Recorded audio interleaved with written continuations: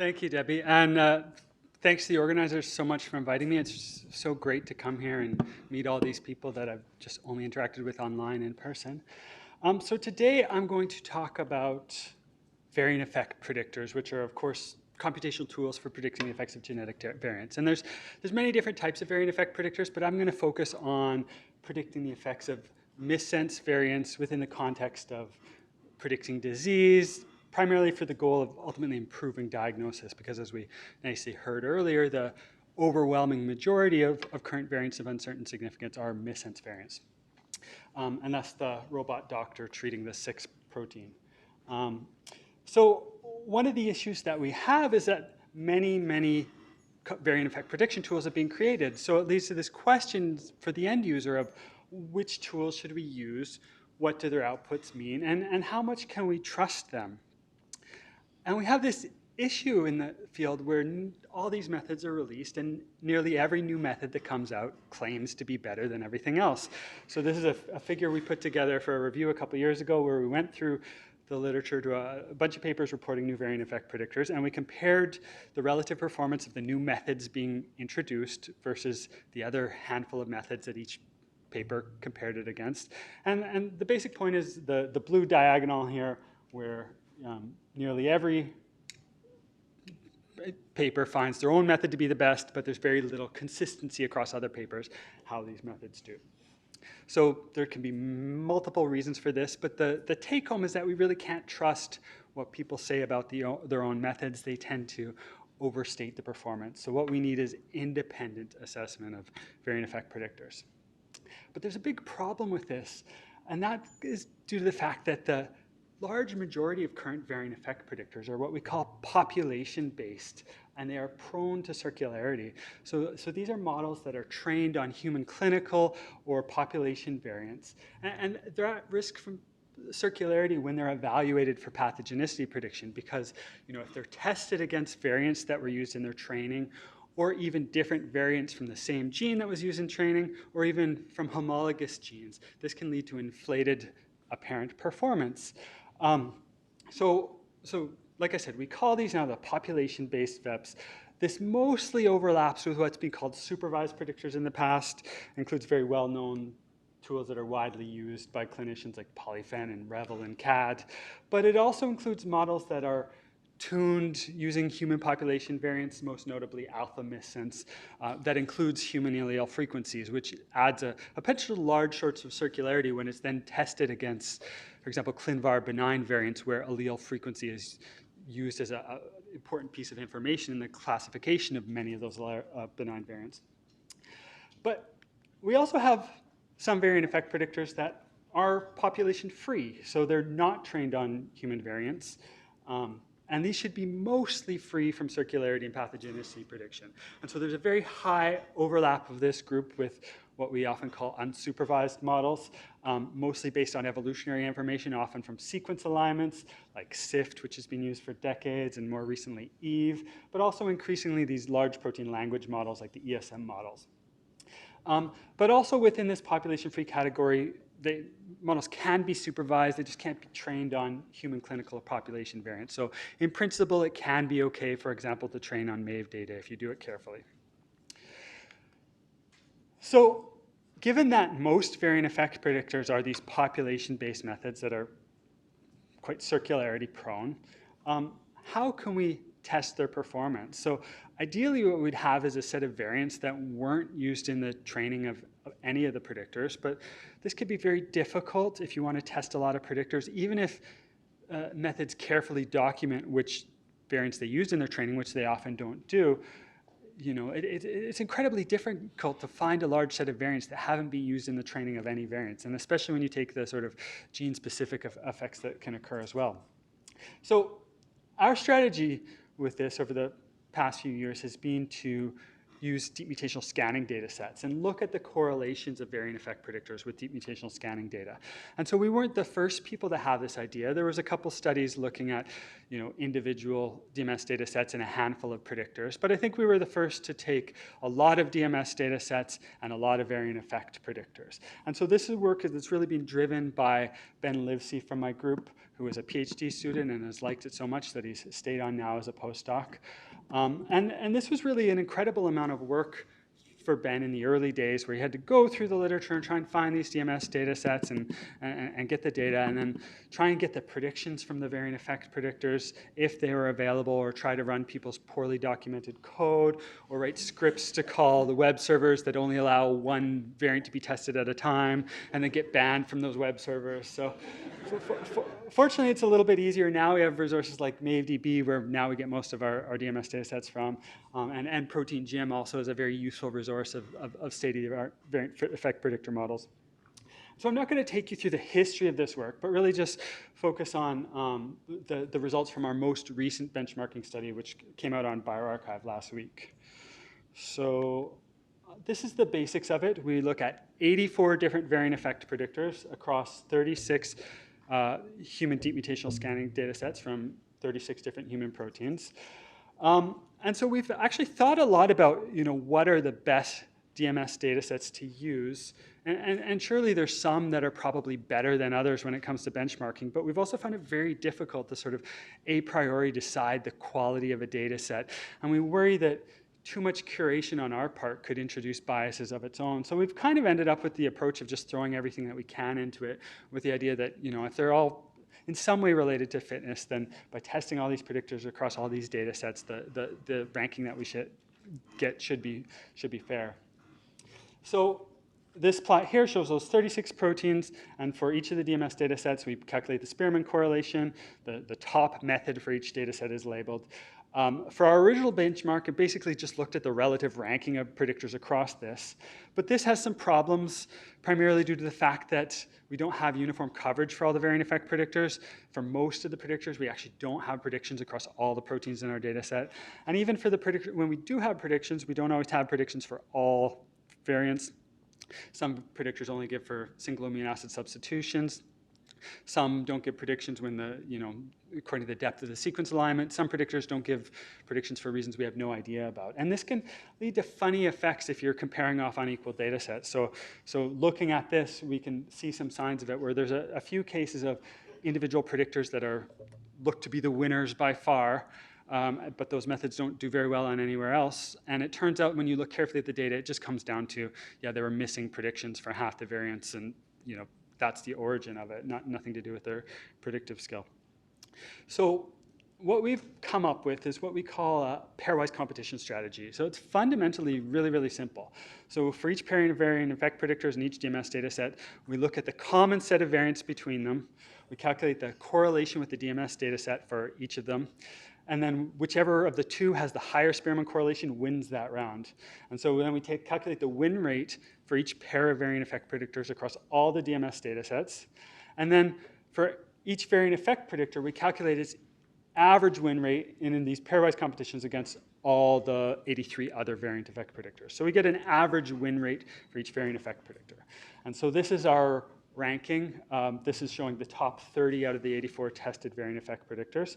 And in first place, we have a model called CPT, cross-protein transfer, which is kind of a hybrid of ESM1V and EVE with some protein structure added to it. Also, very importantly, you'll notice the star up there. It's got some training on DMS data. So that immediately raised some red flags that we could be dealing with just another circularity issue, and that it's trained on DMS data. Fortunately, it's only a handful of data sets. We can remove those from our benchmark, no problem, and it still works out fine. And so I've really spent a lot of time thinking about this. I don't think there's any circularity issue going on here. I do think I don't even think it's learning just the structure of DMS. I think it genuinely is a pretty good predictor. In second place, we have Alpha Miscent, which was released to much higher profile, I think a couple months after CPT came out. But it's doing pretty good. And then we've got some closely related methods. So SGOT is a derivative of GEM that includes some protein structure, PopEve, which we've called population-based there, although I'll fully admit that for most applications, it's just gene-level calibration, and there's not really any risk of circularity. And Fritz's Verity is holding up pretty good as well. But one way I think is nice to visualize this is in terms of what we call the win rate heat map So this shows for every pair of variant effect predictors, the pairwise win rate between them. And we can see some interesting things from this. For example, if you look at the pairwise competition between CPT and alpha missense, actually turns out that alpha missense beats CPT slightly more than half the time across the DMS data sets, but CPT does relatively better in competition against all the other variant effect predictors than alpha missense, so it ends up higher ranking in the end. But I think the main take home from this is that we don't have any one single or two predictors that are dominating. We've got, a handful, 5, 10 very, very good methods that are performing very, very similarly to each other, but are dominating a lot of the other methods that we've tested. And there's some interesting things about these methods. They're mostly these population-free models, or mildly population-based, like alpha missense is at least not trained on pathogenicity. They are mostly pretty recent models, which is showing us that the field has progressed. And they're also actually not very widely used models when it comes to a clinical context. People are still using a lot of much older variant effect predictors for a lot of prioritization. But this, of course, raises a question that you're probably many of you thinking, and we've been asked thousands of times since starting this work, is, this is all well and good benchmarking against DMS data, but what's the applicability to pathogenicity prediction? Sure, these DMS assays are picking up fitness, and your evolution-based models are good at picking up growth rate assays, but does this have any relationship to predicting pathogenic variants? And I used to take a pretty neutral, ambivalent stance on it. The original benchmark, we said it is what it is. We're benchmarking against DMS, although it is interesting that some of these models seem to be doing pretty good in pathogenicity as well. But I think I take a stronger perspective now and say that I think the relative rankings that we get from this are actually highly predictive of the relative performance in pathogenicity prediction as well. So to address this, we basically took the same pairwise competition strategy, but instead of looking at correlations with DMS, we did more of a classic pathogenic versus benign discrimination across over 1,000 human disease genes. And as our competition metric, instead of using at Spearman's correlation, we use area under the ROC curve, or area under precision recall gives us very similar. And I just want to emphasize, we use sort of rare nomad as our putatively benign group here instead of ClinVar benign, which I think is extremely important. I think it's much more reflective of the clinical context of discriminating rare pathogenic from rare benign than using these very common ClinVar benign variants. And this is the ranking that we get. At first glance, it looks very different. We've got all these population-based models that many of them didn't do particularly well in the other benchmark at the top. And of course, this makes sense because we haven't accounted for circularity here at all. All of these population-based models have been trained on at least some of these variants that are in our test data set. But interestingly, when we plot the win rate from the DMS benchmark against the win rate from the clinical benchmark, we get extremely good correlation. It seems that the relative performance on the DMS benchmark is highly, highly predictive of the relative performance on the clinical benchmark. This is for the population-free models that are free of any bias. When we plot the population-based variant effect predictors, we get much lower correlation overall, a lot of scatter, and also most of them tend to be right-shifted. So they're performing relatively better on the clinical benchmark than they are on the DMS benchmark. And of course, this makes sense because of this circularity issue and the fact that they're trained on many of these variants. And so I really think that the extent to which these predictors are shifted to the right is really reflecting the extent to which circularity is influencing their performance here, and essentially the extent to which they're overfit on their training data. And it is really interesting to note that some of these population-based predictors are clustering right with the state-of-the-art population-free model. So if you look up here, so alpha missense is pretty much with the population-free models. And I think that the strategy we used here of rare nomad as our benign is a sort of, it mitigates much of the circularity concerns that we have with alpha missense. PopEve is there, but again, in this context, I'd say it's basically population-free because it's just gene-level calibration. And also Fritz's verity is right there as well, which I think reflects the very careful approach that they used to try to avoid this circularity issue when training this model. So this leads to an interesting question. It appears that these population-based predictors are highly biased by the data on which they're trained. So we wondered, given that the available sequencing data sets are overwhelmingly from people of European origin, whether these population models might perform differently when applied to European versus non-European variants. So this is a project that came out of a collaboration that we had with Joanne Ngao from the Nanyang Technological University. They were looking at sequencing in the Singapore population, where you have this diverse mix of Chinese, Indian, and Malay. And then we've expanded it to several other available population data sets. So it's work that was really done by Ankit Pathak, who's a fantastic PhD student in my group, but also with help from Nikita in Singapore and Mihai in my group. Oh, sorry. So in total, we had 10 different non-European ancestry groups. Importantly here, we filter for allele frequency, because otherwise the different sizes of the data sets, you get severely confounded by the presence of rare variants. So we're only looking at things between 0.1 and 1% allele frequency missense variance. And so first we look at some population-free models. These shouldn't have any population bias in them. So we're looking at Eve. This is the distribution of Eve scores across the missense variance for the European population in black, and the 5 representative, just to illustrative purposes, non-European populations.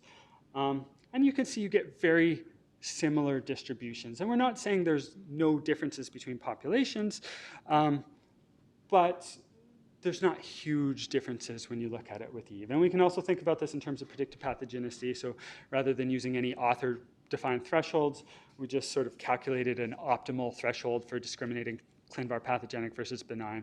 And we said that anything to the right of that is predicted pathogenic. And when we do that, we look at the sort of relative enrichment and predicted pathogenic mutations in the non-European versus European populations. You see there's very small differences. We see the same thing applied to some other population-free models. So CPT and GEM, almost the same, very small differences and the same patterns between predictors. But when we apply it to population-based models, we start to see some radical differences between populations. So if you look at it with ClinPred, you're getting almost 7 or 8 times more predicted pathogenic variants in the Singapore Malay population than you do in the European population. Basedell is not as bad, but still over double the predicted pathogenic variants in that population. Alpha missense is interesting because, as I said, it is trained to allele frequency to a certain extent, and it's overall kind of looks a bit similar to the population-free models, but if you look at it, it's actually still bigger differences than we see in any of the population-free variant effect predictors. So we scaled this up across all 10 variant effect predictors, and then we looked at 50-something variant effect predictors across the 10 non-European populations. This heat map's basically showing the analysis that I just showed, where red is enrichment and predicted pathogenicity, blue is, or green is predicted enrichment and predicted benign. And we sorted by the absolute mean difference between the European and the non-European groups. So the bigger bars represent larger differences being found between European and non-European populations. We sort it like that, and what we see is that the top 24 predictors in terms of the biggest differences are all these population-based models. So suggesting that population-based models do have a very strong tendency to show bias based upon their training data.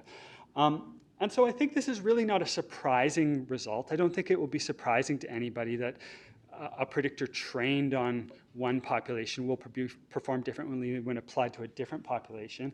But I think it's quite important. It probably doesn't have huge implications, for example, in rare disease diagnosis, de novo variants, where allele frequency is not playing a big role. But if we start looking at patterns of variance across populations and missense burden and correlations with complex traits, I think it's going to be really important to use population-free variant effect predictors or MAVE data as another alternative way of looking at this in an unbiased manner. So my conclusion, my take-home message for everybody today is use population-free variant effect predictors. They are matching or exceeding the performance of the population-based models without any risk of circularity or inflated performance estimates. They are free from ancestry bias. Of course, one suggestion may be, okay, we could train on more representative data sets. I think that we could reduce the bias, but it's not going to eliminate it. You're always going to have some bias based upon the population on which you're trained. Often overlooked factor is that these population-free models avoid the risk of double counting according to ACMG AMP guidelines. So when clinicians are making a diagnosis, they have different pieces of evidence that they can use, including things like allele frequency and location, whether there's another pathogenic variant at that position. And a lot of population-based models use that information. So if your variant effect predictor is using that information, it can't really be treated as independent evidence. And there's a lot of push right now to try and use variant effect predictors as stronger evidence within the diagnostic process. And I think if that's going to be done, it's absolutely critical to focus on these population-free models where they actually can be treated as independent. You can make an argument that maybe the population-based models are a bit more interpretable if they've been trained directly on pathogenicity, but I'd suggest the extent to which they're more interpretable is maybe just reflecting the extent to which they're misleading in their results. And I think that really, maybe we have a good ranking of the relative performance of these predictors, but clinical interpretation of these outputs is a huge challenge. And I think there's actually a big role for population sequencing data in calibrating on a gene level these outputs. And the PopEve approach, for example, I think is very promising in that regard, but I think there's a huge amount of work that remains to be done here on the interpretation side of things.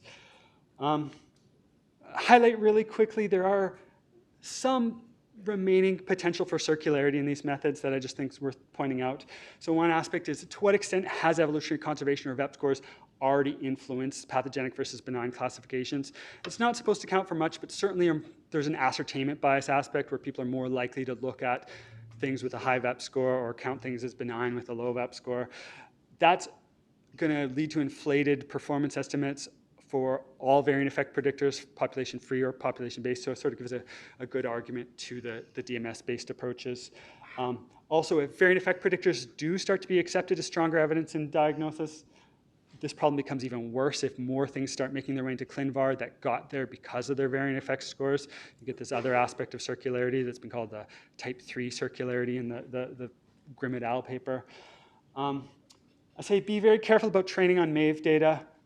You can do it if you're careful, but it gets risky if people start taking all the MAVE data they can and training on it, then it gets very difficult for us to use that for benchmarking. And then the issue, the sort of hidden issue, as to what extent are people optimizing for performance on these benchmarks without explicitly training, or hyperparameter optimizing to do as well as possible, even though it didn't directly go in the model. And certainly that's happening. And I think really the solution there is to make methods and code as available as possible, freely available, so that these things can be assessed independently. And so with that, I'd like to just mention this work that we've done as part of the Atlas of Variant Effect Alliance Analysis, Modeling, and Prediction, AMP work stream, where we released this preprint recently as a guidelines for releasing a variant effect predictor. It's all about sort of our recommendations for sharing code and methods and predictions, which I think will be very useful to both the creators and the users of these methods. So work like this is very much dependent on people making their methods and their predictions freely available. So it's absolutely essential if people want independent validation of their approaches to do this and make it as easy as possible for us. There are predictors that don't make their methods or their predictions available, or they put it under restrictive licensing terms, and our policy is basically to not include those in our benchmark. I think that if people want fair, independent assessment of their methods, they need to make it freely available, and that's really what's required for the community to have trust in these methods, is that they can be independently assessed, and that's what it's going to take to really increase the confidence in using these for diagnosis. And one last thing is just this resource we put together on the Atlas of Variant Effect Alliance webpage. Got a bit of background information about variant effect predictors, but it's got a big list of variant effect predictors with details on the method and where the data and methods are available and references. And we've got a web form there. If you've got a new method or you think something's missing, you can make suggestions. And we hope this will serve as a useful resource for the community where all these methods can be found in a centralized place. So with that, thank you very much. I'd like to thank my lab. Lots of interesting stuff these people are doing that I didn't have time to talk about, but I'd love to talk about with this audience. So really looking forward if anybody wants to chat tonight at the poster session and talk about any of these things. So thank you very much.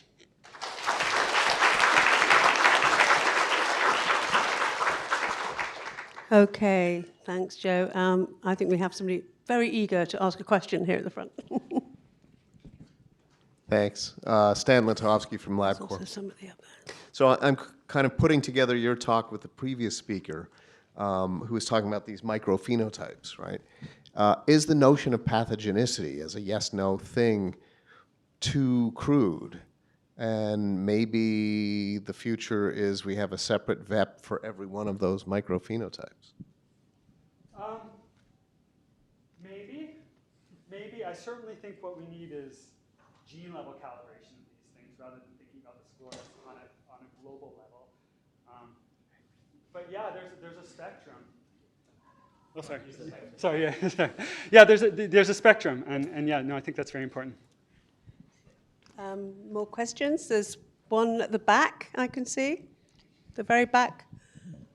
And there's one here. Okay, there, and then there. Thank you.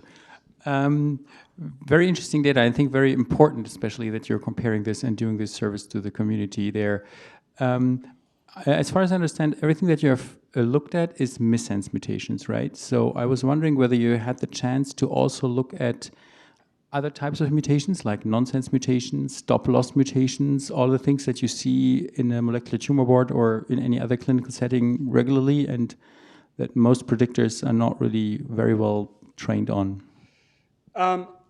We haven't looked at it, but we are thinking about it, and we are starting. I guess, nonsense mutations are, simpler most of the time, but certainly there's complexity, especially when they, towards the C-terminus and void nonsense-mediated decay. But I think especially, as Willow mentioned, indels are super interesting and super important, where there's a lot of work to be done. And yeah, we're very interested in working more in that direction. Hi, Bill Mowry. Oh, sorry. Yeah, Bill Mowry, Alexion Pharmaceuticals.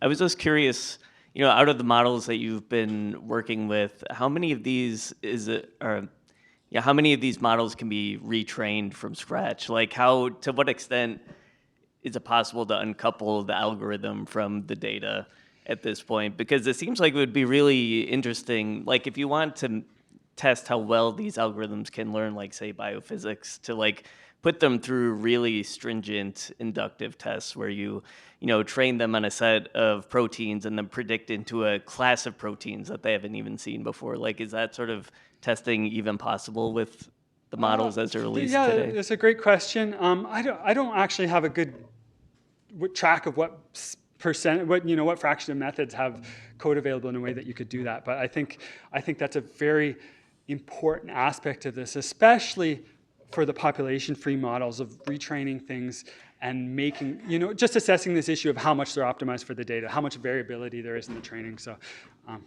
yeah, it's a great point. Okay, we have one more because they have had their hand up. Hey, I'm Cindy Lee from UC Berkeley.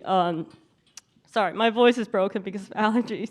Yeah, it's really cool to see your study. I was involved with the KG, Critical Assessment of Genome Interpretation. We also did an evaluation of missense variant effect predictors using purely pathogenicity, using recently added variants annotations into ClinVar and HEMD. And then we had a similar finding on the limitation of population-based methods, which is they struggle to distinguish pathogenicity from benignity among very rare variants.